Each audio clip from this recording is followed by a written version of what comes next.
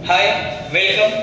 एक question solve करते हैं जो नीट में आया हुआ था, नीट पीवाईक्यू है। देखिए, हमारे पास एक डायग्राम दिखा रखा है। इस सर्किट में हमें करंट की डायरेक्शन और मैग्नीट्यूड फाइंड करना है। जैसा कि आप सब जानते हैं, करंट जो फ्लो होता है वो high potential to low potential flow होता है। देखिए, क्या 10 वोल्टेज इस 4 वोल्टेज के कंपैरिजन में हाई वोल्टेज है, तो करंट कैसे किया जाएगा 10 टू 4, तो करंट की डायरेक्शन हो जाएगी 10 टू 4, बोले तो इस डायरेक्शन में। ओके, तो करंट की डायरेक्शन हो जाएगी ए टू बी हो जाएगी। ओके, अब निकालते हैं करंट का मैग्नीट्यूड। आप सब ध्यान से देखिए, क्या यहाँ दो सेल जुड़े हुए हैं और ये दोनों सेल सीरीज कॉम्बिनेशन में है।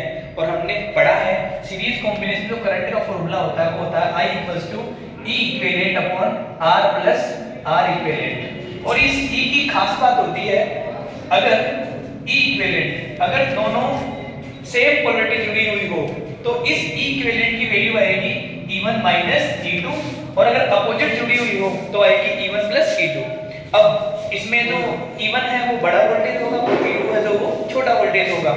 नोटिस करिए, ऊपर देखते हैं तो I इक्वल टू हो जाएगा E इक्विवेलेंट की जगह बोलो कौन, E1 minus E2 upon R plus R equivalent. इसका इंटरनल रेजिस्टेंस ये, इसका इंटरनल रेजिस्टेंस ये, दोनों का सम कर देंगे तो बोलिए कौन R1 प्लस R2। तो I इक्वल टू बोलिए E1 की वैल्यू कितनी हो जाएगी 10 वोल्टेज, तो 10 माइनस 4 अपॉन एक्सटर्नल रेजिस्टेंस कितना है 3 और internal resistance R1 plus R2, क्या 1 और 2 3 हो गए, लो 3। I इक्वल टू कितना हो जाएगा 10 में से 4 गया तो 6 डीजे 6, तो 6 बाई 6 बोलो कितना 1 एम्पियर।